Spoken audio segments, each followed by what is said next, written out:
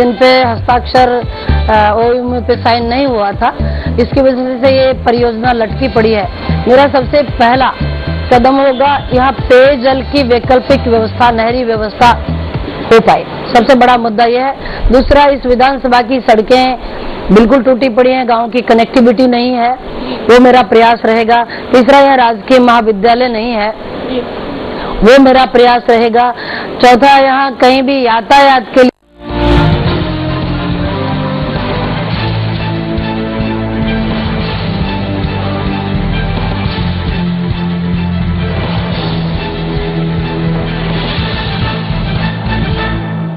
नमस्कार, time TV Rajasthan में आपका स्वागत है। मैं हूं मनीषा सिंह। खबरों की शुरुआत करने से पहले नजर डालते इस वक्त के हेडलाइंस पर। नामांकन वापस लेने के लिए पार्टियों ने लगाया जोर, कुछ माने तो कुछ ने दिखाए बगावती तेवर।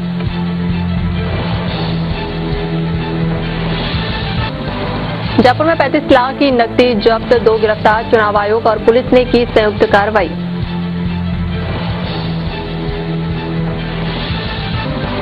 और सचिन के संन्यास से जयपुर में भी फैंस मायूस, भारत रत्न की घोषणा से दौड़ी खुशी की लहर।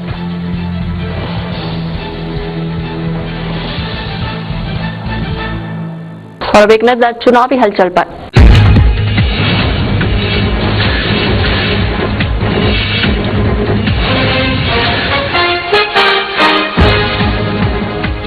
और अब खबर विस्तार से। शनिवार को नामांकन वापस का आखिरी दिन रहा। दोपहर 3 बजे तक नाम वापस लिए गए, जिसके चलते भाजपा और कांग्रेस दोनों पार्टियां दिन भर बागियों को बैठाने की मशक्कत में लगी रही। वहीं शीर्ष नेतृत्व से लेकर स्थानीय स्तर तक हर संभव प्रयास किए गए। साम दाम दंड और विहित की नीति अपनाई गई। बागियों पर जाति समाज के नेताओं, परिवार वालों और रिश्तेदारों से दबाव बनवाया गया। वहीं पार्टियों ने सरकार बनने पर लाल बत्ती, विधान परिषद में मौका, संगठन में प्रभावी पद देने का प्रलोभन दिया। उधर मंडावा में चंद्रभान ने कहा कि बागी नहीं माने तो सख्त कार्रवाई की जाएगी। कांग्रेस पार्टी का घोषणा पत्र तैयार हो चुका है और इसे 17 नवंबर को जारी कर दिया जाएगा। घोषणा पत्र जारी करने के दौरान कांग्रेस के प्रदेश प्रभारी गुरुदास कामत, मुख्यमंत्री अशोक गहलोत, सह प्रभारी अशोक तंवर और कार्यकारी अध्यक्ष मौजूद रहेंगे। वहीं समिति के अध्यक्ष शांति धारीवाल ने बताया कि पार्टी के वरिष्ठ नेताओं ने घोषणा पत्र देख लिया है और अब इसे जारी किया जाएगा। भारतीय जनता पार्टी महिला मोर्चा के अध्यक्ष सुमन शर्मा के नेतृत्व में पूर्व मुख्यमंत्री वसुंधरा राजे के आवास पर मेहंदी की रस्म अदा की गई, जिसमें महिलाओं ने मेहंदी के गीत गाकर वसुंधरा के हाथ पर कमल का चित्र बनाया। इस अवसर पर महिला मोर्चा की प्रदेश अध्यक्ष सुमन शर्मा ने कहा कि सभी को मतदान करना चाहिए। साथ ही उन्होंने कार्यकर्ताओं से चुनाव प्रचार में जुट जाने का भी आह्वान किया। वहीं वसुंधरा ने कहा कि शादी में मेहंदी की रस्म के साथ शादी की शुरुआत की जाती है और उसी तरह चुनाव में प्रचार के लिए हाथों में मेहंदी लगाकर शुरुआत की गई है।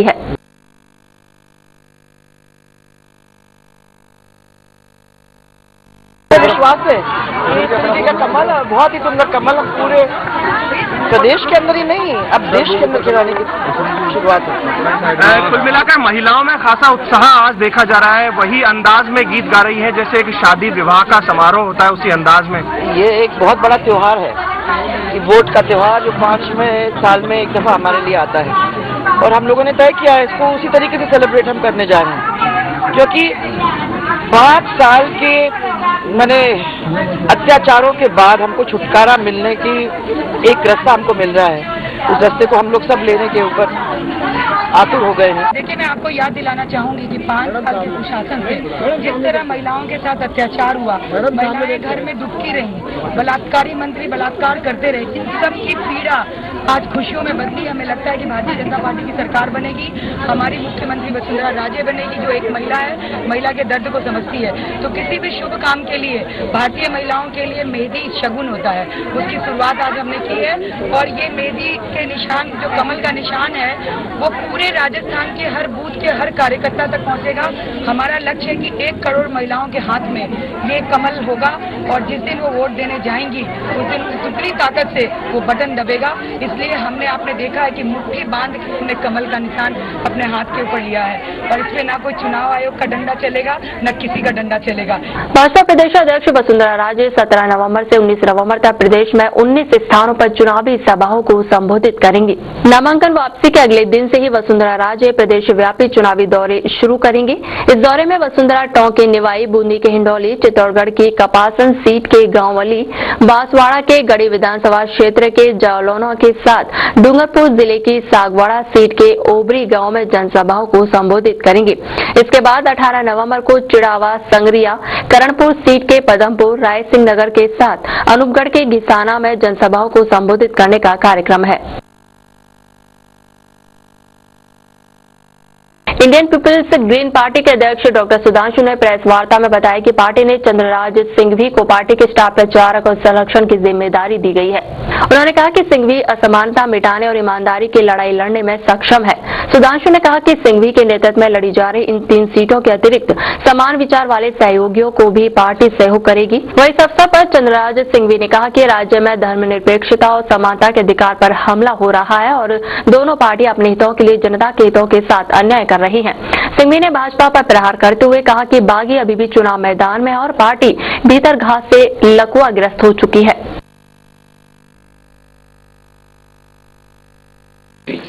तो हमने इसकी प्रशंसा नहीं की। 1000 करोड़ के प्रोजेक्ट को बढ़ाकर अशोक गहलोत 40,000 करोड़ के प्रोजेक्ट को लाया। अब मैं आपको एक बात कहता हूं, मैं 5 लाख करोड़ का एक प्रोजेक्ट आपको प्रोजेक्ट करता हूं, 1 प्रोजेक्ट, और मेरी दावा ये उस पैसे में 1 नया पैसा राज्य सरकार का, केंद्र सरकार का नहीं लगेगा। और अब एक नजर डालते हैं अन्य खबरों पर। चुनाव आयोग और पुलिस ने संयुक्त कार्रवाई करते हुए एक गाड़ी से 35 लाख की नकदी जब्त कर 2 लोगों को हिरासत में लिया है। मामला जुड़ा है जयपुर के ज्योतिनगर थाना इलाके से, जहां पुलिस को मुखबिर के जरिए सूचना मिली थी कि लालकोठी सब्जी मंडी के पास एक लग्जरी कार में 2 युवक 35 लाख की नकदी लेकर जा रहे हैं। जिसके बाद पुलिस और चुनाव आयोग की विंग ने घेरा डालकर गाड़ी को रुकवा लिया और इस गाड़ी की तलाशी ली गई तो एक बैग में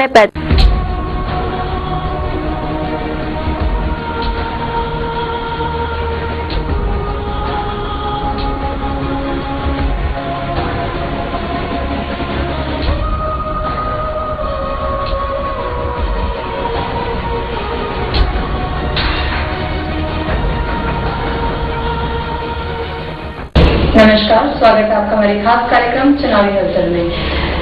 भीलवाड़ा जिले से मांडलगढ़ विधानसभा क्षेत्र में हमारे साथ हैं कांग्रेस प्रत्याशी विवेक कुमार ठाकुर जी। विवेक जी, आपका हमारे साथ स्वागत है। विवेक जी, सर्वप्रथम हम जानना चाहते हैं आपकी राजनीतिक पृष्ठभूमि के बारे में। पृष्ठभूमि के बारे में आपको मैं निवेदन कर दूं कि यहाँ इस मांडलगढ़ विधानसभा में अपन बैठे हैं विधानसभा क्षेत्र में, इसमें उत्तरमाल का एक बिजोलिया किसान आंदोलन जो वर्ल्ड वाइड पीसफुल और डिसिप्लिनरी किसान आंदोलन के रूप में और सक्सेसफुल किसान आंदोलन के रूप में है, उस पारिवारिक पृष्ठभूमि से मैं बिलोंग करता हूं। हमारे परिवार के 5 जने स्वतंत्रता सेनानी की पेंशन लेते थे। मेरे पिता इंजीनियर कन्हैयालाल धाकड़ इस क्षेत्र में 2005 से 2010 के बीच में जिला प्रमुख पद पर रहे हैं। मैं स्वयं दूसरी बार पंचायत समिति मेंबर हूँ यहाँ मांडलगढ़ पंचायत समिति से। ये मेरा पारिवारिक पृष्ठभूमि है। और आप हमें हमारे दर्शकों को बताएंगे अपने राजनीतिक करियर के बारे में। राजनीतिक करियर की मेरी शुरुआत माननीय राहुल जी गांधी के नए जो सिस्टम है जिसमें इलेक्टेड प्रेसिडेंट्स का उन्होंने कंसेप्ट दिया था यूथ और मेन कांग्रेस में। यूथ कांग्रेस में वो कंसेप्ट प्रारंभ हुआ। फर्स्ट संगठन के रूप में मेरा जुड़ाव elected assembly youth Congress president Mandalgarh के रूप में 2010 में मेरा कैरियर संगठन के रूप में प्रारंभ हुआ। और मैं माननीय राहुल जी और हमारे यहाँ के लोकप्रिय सांसद डॉक्टर सीपी जोशी साहब, साथ ही हमारे लोकप्रिय मुख्यमंत्री अशोक जी गहलोत साहब एवं चंद्रभान जी का बहुत बहुत आभार प्रकट करूंगा कि उन्होंने मुझे यह मौका दिया कि मैं इस मांडलगढ़ विधानसभा क्षेत्र जो माननीय माथुर साहब की कॉन्स्टिट्यूंसी रही है, जो यहाँ से राजस्थान के 2 बार मुख्यमंत्री के रूप में यहाँ रहे हैं, उस मांडलगढ़ विधानसभा क्षेत्र से मुझे कांग्रेस का टिकट देकर जो मुझे और किसान आंदोलन को जो सम्मान दिया है उसके लिए मैं उन सबका आभार प्रकट करना चाहता हूँ। ठाकुर जी, जैसे कि इस बार पहली बार देखा गया है कि राजपूत वर्ग का टिकट काटकर धाकड़ वर्ग को मिला है, इस पर आपका क्या कहना है? टिप्पणी नहीं करके मैं इतना सा ही कहना चाहूंगा कि मांडलगढ़ का टिकट काफी सर्वे आपने देखा होगा कि मांडलिगढ़ के दोनों पार्टियों के टिकट अंतिम समय में हुए हैं, बिल्कुल लास्ट लिस्ट में हुए हैं। जहाँ की मेरी ऐसी मान्यता है कि यहाँ जन भावना और जो हमारे माननीय राहुल जी की जो सोच है, हमारे जो सीपी साहब की विकासात्मक सोच है, उसी का नतीजा है कि कम से कम मांडलिगढ़ में मुझे मौका नसीब हुआ है। धाकर जी, जैसे कि सूत्रों से कहा जा रहा है कि यहाँ पे जो प्रमुख पार्टी के सदस्य हैं उनके बीच में काफी आक्रोश था, काफी विरोध किया गया था इस टिकट के लिए, पर फिर भी आपको टिकट मिला। इसकी क्या मुख्य वजह है? मैंने आपसे जैसा कि निवेदन करा कि यहाँ से इस बार काफी सर्वे रिपोर्ट्स हुई हैं। ये इलेक्शन बड़ा महत्वपूर्ण इलेक्शन है, विधानसभा इलेक्शन के साथ साथ इसका जो आगे जो इसका रूप आना है वो लोकसभा 2014 के रूप में इसे देखा जा रहा है, राजस्थान विधानसभा के चुनाव को। इसलिए पार्टी ने सभी स्तर पर सर्वे कराए, सभी स्तर पर जनता को मन टटोला। उसी आधार पर मुझे ऐसा लगता है कि पारिवारिक पृष्ठभूमि, किसान आंदोलन की पृष्ठभूमि, 3 सूत्रों के आधार पर मुझे टिकट दिया गया है और मैं प्रयास करूंगा कि जन भावनाओं और जो हमारे वरिष्ठ नेता हैं जिन्होंने ये विश्वास मुझे प्रकट किया है उस पर खरा उतरने का पूरा प्रयास करूं। धाकर जी, हम जानना चाहते हैं कि इस बार अगर आप जीत कर विधानसभा में आते हैं तो किस प्रकार कौन कौन से मुद्दे होंगे जो आप जनता के बीच में रखें? अगर मैं जन सहयोग से और सभी की सद्भावनाओं और शुभकामनाओं से विजयी होता हूँ तो सबसे पहला जो मेरा मुद्दा रहेगा वो रहेगा गुड गवर्नेंस। और दूसरा, मैं हर जगह एक ही चीज कह रहा हूँ कि लोकतंत्र में जो अविश्वास, विशेषकर युवा और बुद्धिजीवी वर्ग का जो अविश्वास है उसको कहीं ना कहीं मैं स्थापित कर सकूं, ऐसा मैं प्रयास करूंगा। जनता और जनसेवक के बीच का संबंध उनको जोड़ सकूं, ऐसी मेरी कामना रहेगी। साथ ही जनसेवक का जो इमेज, जनसेवक की जो छवि जनता में एक विकृत रूप में प्रकट की जा रही है, डिस्टॉर्टेड रूप जो मिल गया है उसको पुनः एक स्वच्छ छवि के रूप में एक जनसेवक की वास्तविक जो कंसेप्ट है उसके रूप में स्थापित कर सकूं, यही मेरा प्रथम प्रयास रहेगा। विधायक के नाते आपके क्या मुख्य एजेंडे होंगे? आपके क्षेत्र में किस तरह की समस्याएं हैं, किस समस्याओं से जनता गुजर रही है जिसका आप समाधान करना चाहेंगे अपने कार्यकाल में? मैं आपसे निवेदन कर दूं, मांडलिगढ़ विधानसभा क्षेत्र 3 भागों में बटा हुआ है। इसमें कोटड़ी क्षेत्र की कुछ पंचायतें, कोटड़ी एसडीओ हेडक्वार्टर की कुछ पंचायतें हैं, मांडलिगढ़ एसडीओ हेडक्वार्टर की पंचायतें हैं एवं बिजोलिया एसडीओ हेडक्वार्टर की पंचायतें हैं एवं मांडलिगढ़ नगर पालिका क्षेत्र, इनसे मिलाकर मांडलिगढ़ विधानसभा क्षेत्र बना है। सारे मामलों में यहाँ पर काफी पोटेंशियल है। प्रयास करूंगा कि उन रिसोर्सेज का ऑप्टिमम यूज हो और जितना रिसोर्स, जितनी भागीदारी रिसोर्स के रूप में, इनकम के रूप में यह क्षेत्र दे रहा है उस अकॉर्डिंगली, उस अनुपात में यहाँ पर विकास कार्य हूँ, यहाँ पर बजट में दिला पाऊँ। जैसे कि आप युवाओं के लिए बहुत सारे नए रोजगार के लिए आप मौके बता रहे हैं, इसके बारे में थोड़ा सा और बताइए कि किस प्रकार से आप इनको लेकर आएंगे? एजुकेशन के साथ साथ, गवर्नमेंट जॉब्स के साथ साथ, जैसा कि मैंने आपको निवेदन करा, mining, forest, horticulture, agriculture, processing unit, इस टाइप के जो कंसेप्ट है उसके लिए प्रयास करेंगे ताकि ज्यादा से ज्यादा लोग स्वरोजगार प्राप्त कर सकें और ज्यादा से ज्यादा इस देश और प्रदेश की विकास में भागीदार बन सकें। धाकर जी, हम जानना चाहते हैं कि एक विधायक के लिए 5 साल का समय जो है, समय सही है या इसे कम होना चाहिए ज्यादा? बहुत सोच विचार के समय मेरे हिसाब से दिया गया है। भारतीय संस्कृति में पंच पटेल, पंच परमेश्वर का जो कंसेप्ट है, इसीलिए 5 वर्षीय योजना पर 5 वर्ष का कार्यकाल दिया गया है। अगर एक विधायक निरंतर जनता के संपर्क में रहे एवं पूरा समय को जन सेवा में दे तो मेरे हिसाब से यह कार्यकाल पर्याप्त है।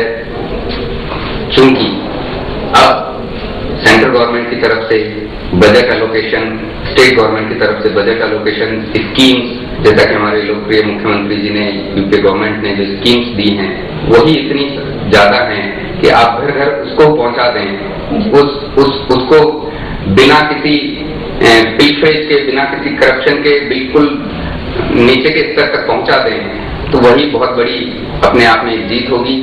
और वैसे भी विधायक के लिए पर ईयर जो बजट दिया जा रहा है, डेवलपमेंट जो फंड दिया जा रहा है, उसके अलावा जो कंटिजेंसी प्लान और कई तरह की स्कीम्स हैं, तो मेरे हिसाब से अगर कोई विधायक अच्छे से मॉनिटर करे और अच्छे से उसका सुपरविजन करे तो वह जनता को बहुत लाभ दे सकता है, उनका बहुत क्षेत्र का बहुत बड़ा डेवलपमेंट कर सकता है। डॉक्टर जी, हम जानना चाहते हैं कि आपकी क्या उपलब्धियां रही अब तक के राजनीतिक करियर में? जैसा कि मैंने निवेदन करा कि मैं मात्र एक पंचायत समिति सदस्य के रूप में हो रहा हूँ। पिछला कार्यकाल और इस बार का कार्यकाल मेरे एक पंचायत समिति सदस्य के रूप में रहा है, तो जहाँ तक हो सका मैंने क्षेत्र के जो भी मुद्दे हैं, जो भी पंचायत समिति रिलेटेड स्कीम्स हैं, जो भी पंचायती राज संबंधी जिला स्तर पर वो जिला प्रमुख जी रहते हैं, यहाँ पर पंचायत समिति में प्रधान जी रहते हैं, और तीसरा स्तर होता है सरपंच का। तो जो बजट पावर्स हैं, चेक पावर्स हैं, वो सरपंच साहब को रहते हैं, प्रधान जी को रहते हैं और जिला प्रमुख जी को रहते हैं। हम मेंबर्स के जिम्मे इतना रहता है SSC, TSC, जो सैनिटेशन है, वेल फाइनेंस स्कीम्स हैं, अभी जैसे हाउसिंग पॉलिसीज चल रही है, मुख्यमंत्री आवास योजना एक बहुत बड़ी योजना चली है, निःशुल्क दवा योजना, सारे BLOs जो होते हैं, ब्लॉक लेवल ऑफिसर्स जो होते हैं, वो पंचायत समिति के जनरल हाउस में आते हैं। 5 विभाग भी हमारी कांग्रेस सरकार ने पंचायती राज को स्ट्रेंथन करने के लिए उनको दिए हैं, जिसमें ICDS है, एजुकेशन है, एलिमेंट्री एजुकेशन है, एग्रीकल्चर डिपार्टमेंट है। इन डिपार्टमेंट का सुपरविजन वगैरह रहता है, इनकी स्कीम्स का वो रहता है और आपस में उनका कोऑर्डिनेशन बनाने का रहता है। तो मैंने प्रयास करा कि उन मुद्दों पर अपना विचार सब जगह अच्छे से रख सकूं, कोई भी उसमें कमी रही या उसमें कोई चूक हुई तो उसको मैं सदन में उठा सकूं, यही उनका प्रयास था। डॉक्टर जी, हम आपके प्रेरक और या फिर गुरु के बारे में जानना चाहते हैं। राजनीति में आपके गुरु कौन है? आपने बहुत ही मुझे कंफ्यूज करने वाला, या यूं कहें कि मुझे जी, जैसे कि कहा जाता है कि राजनीति में हर किसी के गॉड फादर होते हैं। मेरे फादर ही मेरे गॉड फादर है, इसलिए मैं आपसे ये संकोच कर रहा था। आपने मुझे संकोच में डाल दिया कि मैं कहूँ तो कहीं ना कहीं इसको इस रूप में ना ले लिया जाए कि फादर के लिए वो कर रहे हैं, अपने में वाली बात ना हो। तो मेरे फादर ही मेरे गॉड फादर हैं। Being a person, being a bureaucrat, being a technocrat, being a politician, being a social leader, being a agriculturist, he is my mentor and he is the person who made me to come on this stage at this age, at this level. Mandalgarh विधानसभा क्षेत्र से कांग्रेस के प्रत्याशी के रूप में मुझे मौका दिया गया है। मांडलगढ़ की जनता से सबसे पहले तो मैं ये आभार प्रकट करना चाहूंगा कि उन्हीं की जन भावना जो सर्वे रिपोर्ट के रूप में ऊपर गई, उसकी वजह से मुझे यह मौका मिला है।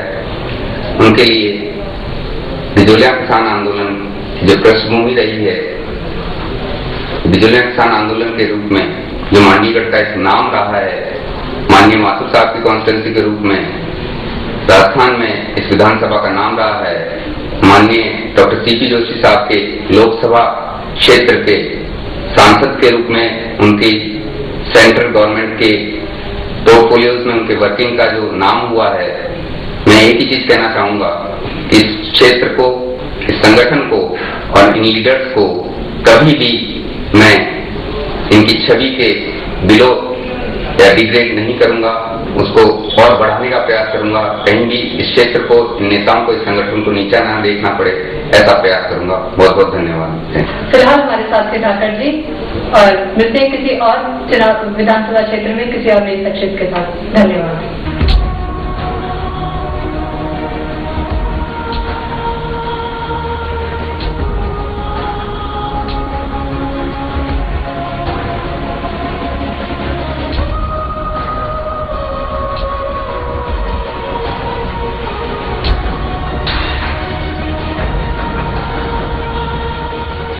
आयुर्वेद प्रणाली है